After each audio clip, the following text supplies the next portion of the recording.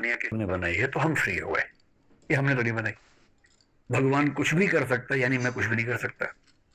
तो गॉड को मान लेने से इस बात की संभावना बढ़ती है कि नार्सिसिज्म हमें ना हो। ठीक है, इसलिए आप देखेंगे आमतौर पर जो लोग धर्म को बहुत गहराई से मानते हैं उनमें नार्सिसिज्म की टेंडेंसी आमतौर पर कम रहती है। नार्सिसिज्म वहां ज्यादा होगा जहां इंडिविजुअलिज्म ज्यादा होता है और रिलीजियस फेथ कम होता है। शायर वाली बात ठीक है, लेकिन शायर भी ये नहीं कह रहा कि उसमें नार्सिसिज्म है, वो कह रहा है कि हर सांस इस बात की गवाह है कि खुदा है। इसका मतलब मैं अगली सांस ले पा रहा हूं, इसका मतलब खुदा ने, ईश्वर ने मुझे अगली सांस बख्शी है। ये कहने में भी निहित है कि मेरी ताकत इस संसार में कुछ भी नहीं है, सारी ताकत ईश्वर की है। तो ईश्वर सर्वशक्तिमान, देखिए पहली बात तो सर्वशक्तिमान ईश्वर हर कोई नहीं मानता है। सर्वशक्तिमान ईश्वर कुछ धर्म मानते हैं, यहूदी मानते हैं, ईसाई मानते हैं, मुसलमान मानते हैं। बाकी धर्मों में ईश्वर अगर है भी तो सर्वशक्तिमान हर जगह नहीं होता है।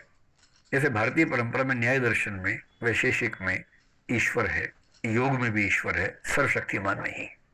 हाँ, वेदांत में सर्वशक्तिमान ईश्वर आता है। तो सर्वशक्तिमान ईश्वर हर जगह नहीं होता है, कुछ धर्मों में है। लेकिन जैसे ही आप ईश्वर को सर्वशक्तिमान मानते हैं या अत्यंत शक्तिमान मानते हैं, उस अनुपात में हमारी शक्ति कम हो जाती है, और हमारी शक्ति का कम होना नार्सिसिज्म के न पनपने की संभावना बढ़ाता है। तो ठीक है, अगर आप मानते हैं तो मानना ठीक है, अच्छी बात है। इसी के कंटिन्यूएशन में अगर वो जो श्लोक है यदा यदा ही धर्मस्य ग्लानिर्भवति भारत, तो अगर अधर्म पे धर्म की जीत के लिए कृष्ण कहते हैं कि मैं अवतार लूंगा, या कोई भी अगर ऐसा कहता है, तो उस पे भी तो वो अपने आप को एक सर्वोच्च उसमें रख रहे हैं क्या? हाँ, लेकिन पर है ये ध्यान रखना है कि जब गीता में कृष्ण कह रहे हैं कि मैं अवतार लूंगा, तो कृष्ण वहां एक ह्यूमन बीइंग के रूप में नहीं कह रहे हैं, एक अवतार के रूप में कह रहे हैं।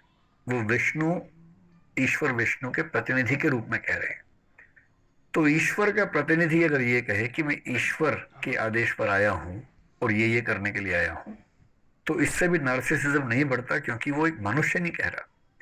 जब कोई सामान्य मनुष्य ये कहने लगे तो नार्सिसिज्म है, लेकिन ईश्वर या ईश्वर का प्रतिनिधि कहे, क्योंकि ये बात ईसा मसीह भी कह रहे हैं पश्चिम में, ठीक ये बात कह रहे हैं, पर वहां फिर कंसेप्ट चेंज हो गया, वो ईश्वर की बात होगी। लेकिन यदि ये बात कोई सामान्य व्यक्ति कहने लग जाए तो चिंता की बात है। ठीक है, थैंक यू सर। सर मेरा नाम नितिन है। सर ये मैं थोड़ा सा ये समझना चाहूंगा कि नार्सिसिज्म की अगर कहीं से शुरुआत भी होती है, वैसे तो अपने आप ही काम